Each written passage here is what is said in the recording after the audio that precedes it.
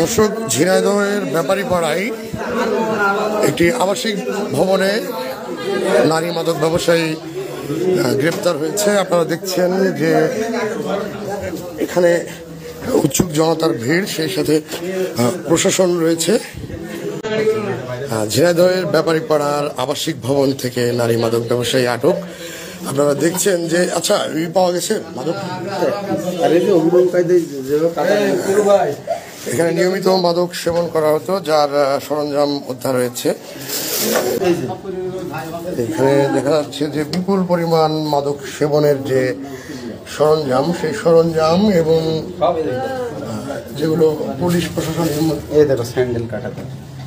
মাদক বহনের জন্য যে কৌশল, সেই কৌশলে এইভাবে বহন করা হয় মাদক জুতার ভিতরে। আর এখানে দেখছেন যে জনগণের ভিড় এবং আচ্ছা, এখানে ইনার গার্জিয়ান কে?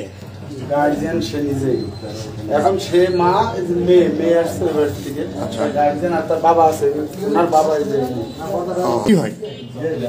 আমার মেয়ে হলো, আমি কিছু জানি না। মানে যে বাড়ি থেকে মাদক উদ্ধার হয়েছে সে আপনার মেয়ে হয়? আপনার মেয়ের নাম কি? পাপিয়া। উনি কি করেন? সে সংসার করে। এইখানে তার হাজবেন্ডের নাম কি? আচ্ছা, আর ইনি পেশায় কি করেন? লিয়া করছেন? উনি বিদেশ পেশা। আর আপনার মেয়ে পেশায় কি করেন? সংসার করে। আমি তো জানি সংসার পেশা। এই যে এখানে বিপুল পরিমাণ মাদক দ্রব্য আমি জানি উদ্ধার হলে এই ব্যাপারে আপনার কোনো? আমি কিছু জানি।